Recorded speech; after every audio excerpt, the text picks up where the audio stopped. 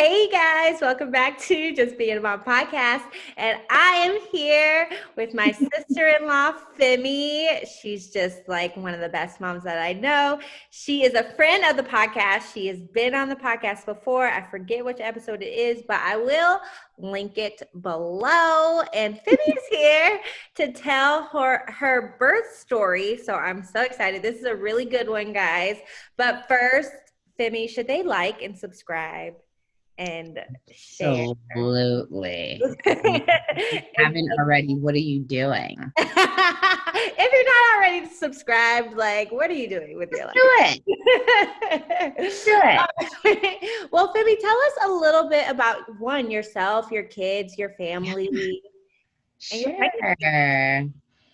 So I live in Brooklyn. I have 2 turkeys, 2 small boys. My firstborn is 5 years old. His name is Elliot. We call him E. And my secondborn, my youngest, he's 18 months. His name is Coltrane, and we call him Cole, or he is also known in the family as Coco, a nickname that was given by sweet baby cousin Elijah. I love calling him Coco. And now we've kind of transformed to like calling him Coke, which I don't know if that's going to stick, but I kind of like it. I like that. So yeah, we all live in Brooklyn, and we're just kind of, just living our lives with my husband, Dylan. I'm just surrounded by all of the boys. Yeah. I'm totally outnumbered, and yeah, just living my life. Nice. So wait, living my life in this chaos.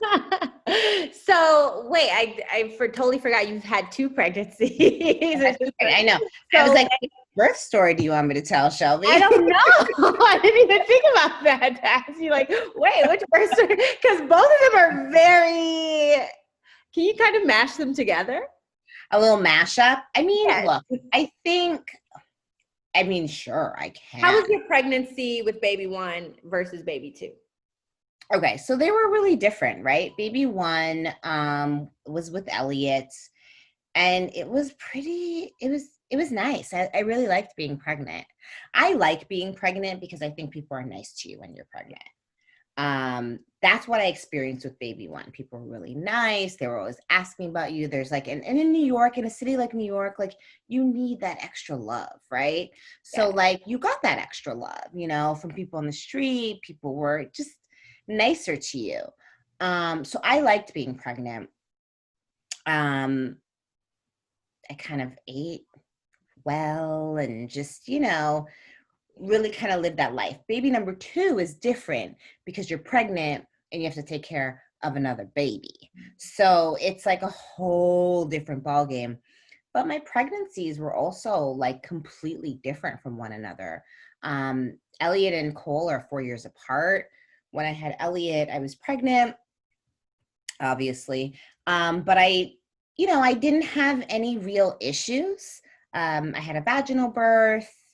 Things went really well. I had a little bit of tearing, but there's nothing really that was, other than the first sort of experience of birth, that I could say was really unique or sort of a shock to me, other than the whole experience of having a baby.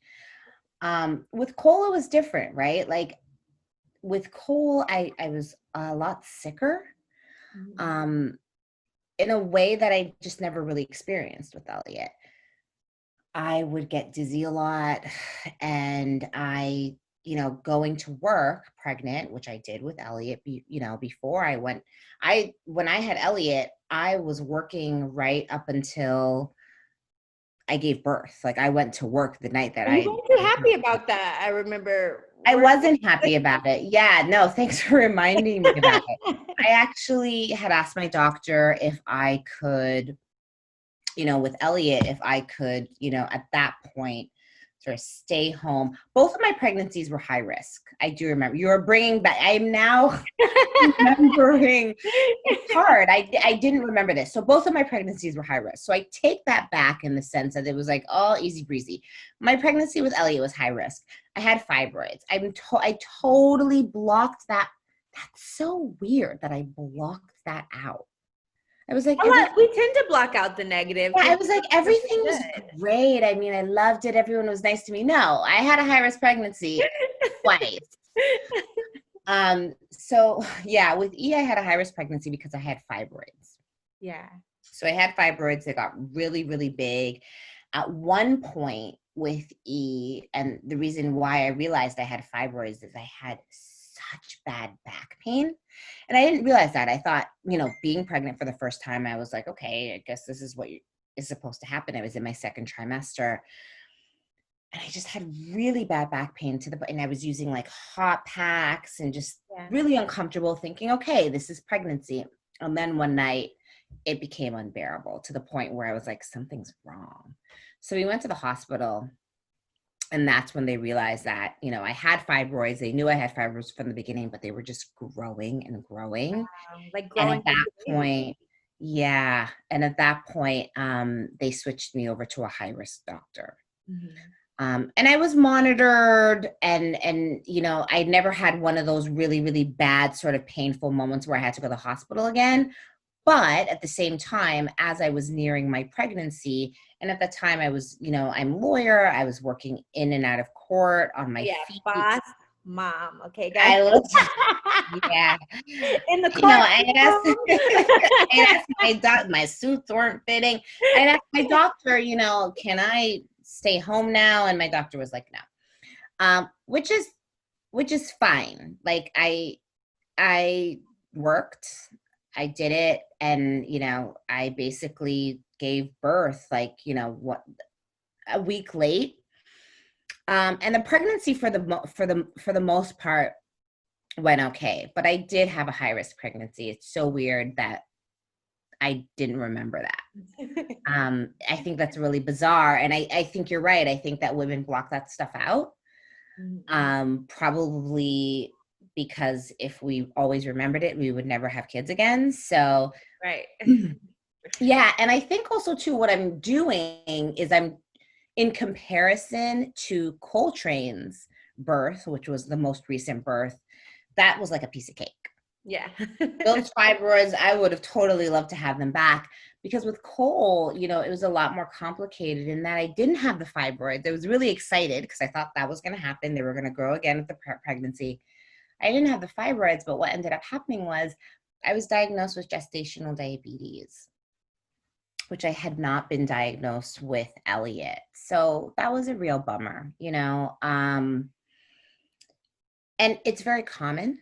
It's very common with Black women, with women of color, but healthy and too. Yeah, I had been working out. Yeah. Look, when you're pregnant, you're not always eating the best, but I was trying to be as healthy as possible. I was working out, and I also didn't have it my first pregnancy, but every pregnancy is different. And yeah, so I was diagnosed with gestational diabetes, and it's interesting. I can't remember when I started feeling really, really, I started getting dizzy spells, and I'm not sure if that was before I was diagnosed with gestational diabetes or after, but they were becoming frequent and sort of scary enough that I kept on calling my doctor's office and letting them know, look, like in the mornings, and they usually happened in the mornings, I'm getting these really, really, strong dizzy spells, to the point where when I'm en route to work, right? And by en route to work, I mean on the train, about to get on the train in New York City, I literally have to sit down on the platform because I feel like I'm going to pass out. That happened more than once. Where, fortunately, I remember a construction worker came by and gave me a bottle of water. A lot of people walked by me. I mean, they were not so nice the second pregnancy. I got more love the first pregnancy. But I really that was something that had happened to me, where I was feeling these dizzy spells so badly that I had to sit down wherever I could. Yeah. And I remember telling my doctors, and I remember, because I saw a series of doctors, the way that my doctor's practice is that you have to sort of visit every doctor in the practice, because it's possible that one of them could be delivering the baby. So you really have to kind of have this With the rotational relationship with um, interaction with them and relationship with them. And everyone was like, that's normal. I don't even know what the explanation was. I can't even tell you, Shelby. I can't even tell you what they said to me. But the bottom line was, that's normal. nobody was taking Trying, it serious. no one was taking it seriously. And it was like, try and eat protein in the morning and just like some weird stuff that wasn't helping. And then I thought, okay, maybe it's because of the gestational diabetes, right? Like my blood sugar levels, well, whatever was going on, it wasn't okay, right? Like I wasn't feeling okay. But because it was so normalized in their minds, I kept on kind of reporting it and it was so normalized. I then began to normalize it and be like, I guess it's just because I have gestational diabetes. I guess it's, I have to try and eat protein in the morning. And, that continued for a while until, it sort of crescendoed and I ended up fainting in a Starbucks. Crazy. Before work. I mean, and I was super pregnant at this point. I was 8 months pregnant. I've never out. I remember when I got the call that you fainted, I was just like, what? I'd never fainted in my life. Yeah. And what had happened was I had that familiar feeling. So I knew when it was coming, and what I usually did was try to find anywhere where I could sit. And it usually happened in the subway. And that was also the explanation too. It's like the different altitudes and just a bunch of nonsense. But it happened in the Starbucks when I was ordering, like my breakfast and my coffee, and not even coffee, a tea. And I remember I had that feeling was coming on, that dizziness, that weakness. And I said, okay, I know how to handle this. I'm going to sit on the windowsill. It'll be fine. It'll be fine. The next thing I knew, I was on the floor. I had no idea what happened. I woke up on the floor and there were a bunch of people over me and freaking out. A Starbucks barista was like, I called the ambulance. You fainted. Oh my gosh. Your eyes rolled. I mean, he was just telling me all the details of what I did. I was like, okay, thanks. He's like, your eyes rolled to the back of your head. I was like, all right, you're scaring me now. And people were really freaked out because they saw this full on pregnant woman just like slump to the ground and faint on the floor. Yeah. Fortunately for me, I didn't see that, right? I had no idea what happened. Yeah. And then at that point I went to, and it's still, like I still was just like, oh my gosh, what's going on? I went to the doctor. Dylan, my husband, met me at the doctor's office. And then that's when they admitted me into the hospital and I stayed overnight. And I have to tell you, when I went to the hospital, I was, I should have been more angry than I was. I was just scared at this point. Yeah. Anger hadn't even set in. Mm-hmm. But a nurse who sort of did the intake, a Black nurse, said to me, what happened? And I told her everything, and I told her what had been going on. And I told her that I had been told that this is sort of normal. And she's like, this is not normal. Yeah. She's like, this is not normal, honey. She's like, and you know how they like to do us. Tell them some facts. How do they like to do us, Fem? I mean, I feel like I was just so, not blind, but I was just so, maybe I was tired. Maybe I was just like, okay. And I do defer to medical professionals. But I know now, right? Like from my own experience and the research that I had done and sort of have been exposed to, is that Black women are disproportionately treated differently in the medical field, especially when it comes to pregnancies. And that's why the mortality rate when it comes to births is at a disproportionately high level than white mothers. Right. And I actually read an article saying that Black babies are actually more likely to survive if they have a Black doctor, given that sort of disparate impact and that unconscious bias. I don't want to say unconscious bias, that explicit racism that is experienced in the health system, right? Like, we know that this happens on so many different levels, right? That we get different levels of treatment. I was just thinking, as someone who is a lawyer, who advocates for themselves, who isn't, scared to speak up, who had, really good health coverage, right, and was really active in their own sort of medical journey. Yeah. This was happening to me. Yeah. And it can happen to any of us. Mm-hmm. And it's a shame in 2020 in New York City, even with, and I don't want to make I don't want to make a differentiation between healthcare, because all healthcare should be good. You know what I mean? Right. All medical services that are given to women should be quality medical services. But look, the reality is that some women and some patients are taken more seriously than others. Right. And those are devastating effects. I mean, I just think about it now all the time. And sometimes I literally will stop in my tracks. And I think, what if I was on the subway when I fainted that time? What if I fell in the tracks? What if I was crossing the street? You know what I mean? Yeah. I mean, look, thank God I was okay. Yeah. Whole train was okay. But that really opened my eyes in a way that you sort of, you see it, you hear it, you are fully aware as a Black woman moving through the world that there's systemic racism and institutional racism exists, right? And it's embedded in every layer, every institution, every sort of way that we move, we are confronted by it. You're so vulnerable when you're pregnant that all you want to do is trust, right? And sort of leave it up to the professionals.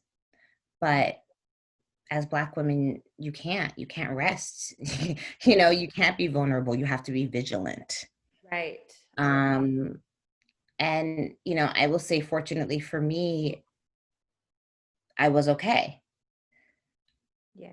My baby was okay. But that experience really, yeah, it did in a way that it's weird, Shelby, because I feel like I didn't realize it as I was going through, and some of my friends were telling me, like, it doesn't seem like they're taking you seriously.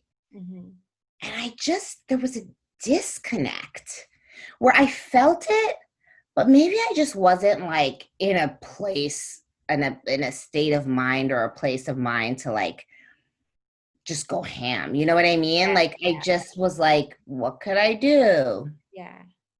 Yeah, when you're pregnant, your mind is somewhere else. Like, it's just, it's just like, okay, fine. It's like, just whatever. Am I okay or not? Like, Right. And then they tell you you're okay. And you're like, okay, I'm okay. But I wasn't okay, Yeah. And then at that point, I really started getting hypervigilant. Like, the lawyer came out of me. Yeah. And, from that point on, when things were scheduled and stuff, I was like, I want a second opinion. I want to check on this. I want to do that. Like, I became a pain because I was like, the only person who in this room who is going to really, really be looking out for me is me. Mm-hmm. We are clear on that. Yeah, exactly. And then the rest of your visits, like, how did it go? Like, I mean, like, were you with just one doctor, or was it still like a rotation? Did you have to all three of them?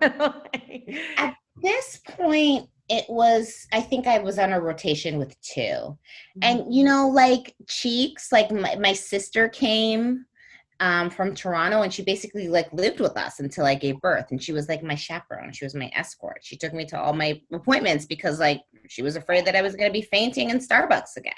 Like, that's how serious it was. I had an escort. Yeah. Oh my gosh. Chaperone, if you will. Auntie Cheeks. Yeah, she came through. But I mean, no one should really have to go through that. And look, listen, that was a sort of that, and we still don't know. I spent a night in the hospital and we still don't know. So I understand the sort of mysteries of science and medicine. Not, you can never always pinpoint everything that happens in Yeah. the human. I get that. But if I'm telling you, right, that I'm feeling this way, over a series of time and it And keeps nothing. happening, You have to do something. something. Something. Anything. Because if that could have gone so wrong, Yeah. you know, Yeah, it could have gone really wrong. and imagine how many women it went wrong for, Exactly. in a different, And so in New York, the mortality rate is higher. It's you in I think in California it's 2 to 3 times you're more likely of death during childbirth, and in New York it's 4 to 5. wow, I didn't even know that. Yeah, it's crazy. Yeah, it's not something that should be happening Yeah. in 2020. It shouldn't be happening in anywhere in the United Yeah. States. We are fully capable, right, of providing not adequate, but like superb quality healthcare to women.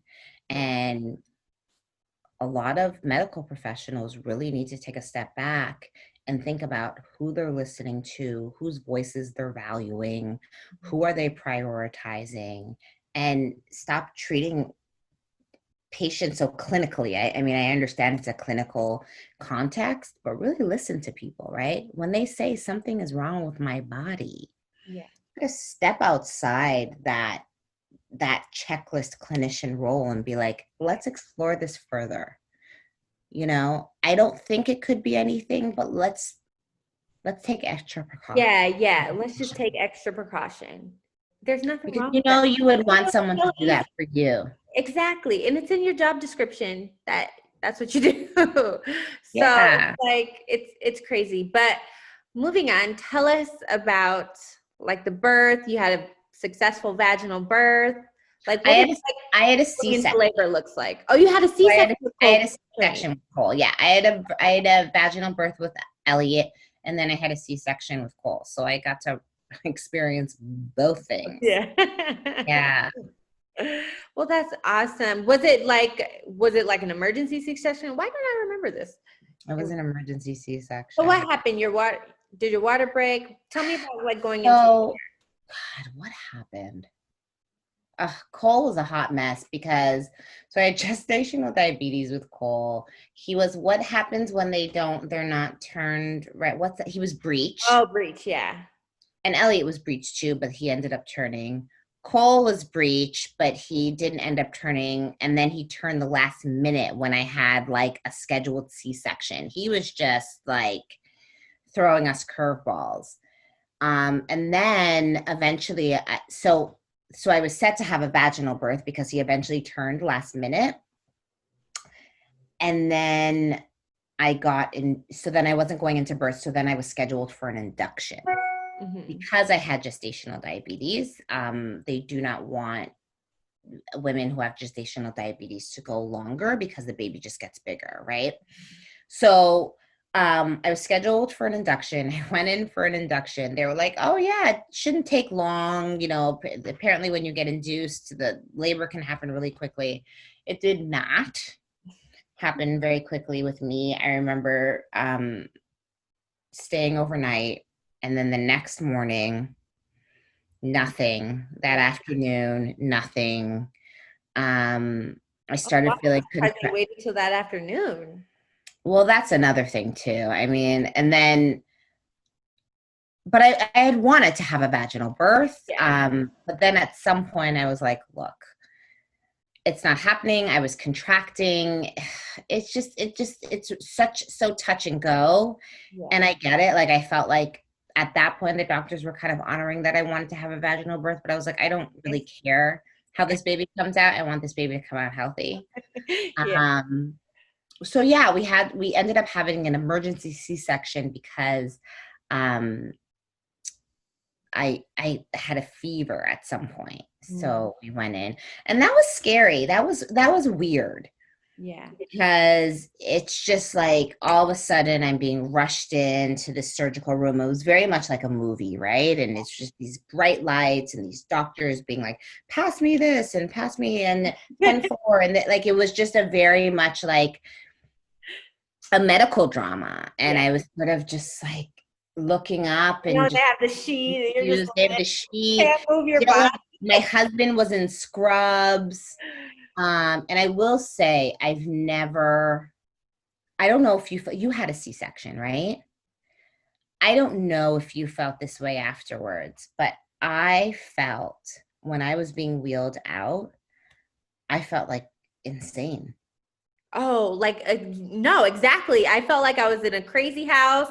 I was Yeah. trying to take the things off my legs, I and was she was just like trying to. shaking.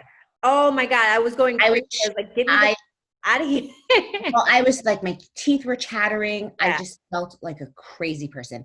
And I remember repeating that to Dylan and my mom the whole time. I was like, I feel crazy. I felt like out of my body. yeah, yeah, And it took a while for me to come down from that. I don't know if it was the drugs from this. I don't know. I have no idea. But I had never felt that way before. yeah, Um, it was wild.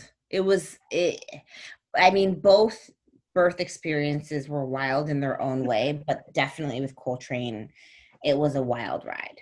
It really was. And it was a scary ride at sometimes. It was really like touch and go, but like at the end of the day, He's thank here. God he's here. He's the cutest, chubbiest baby. Cutest. I never seen a baby so cute. He's living his best life, and we're lucky.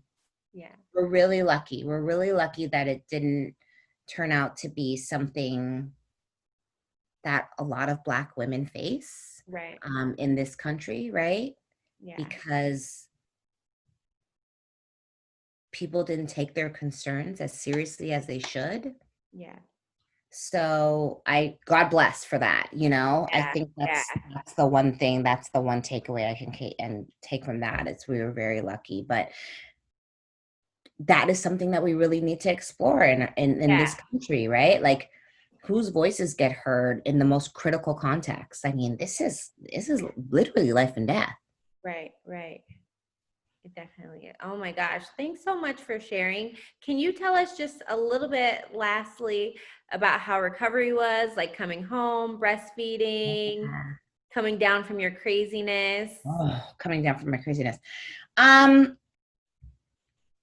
Recovery.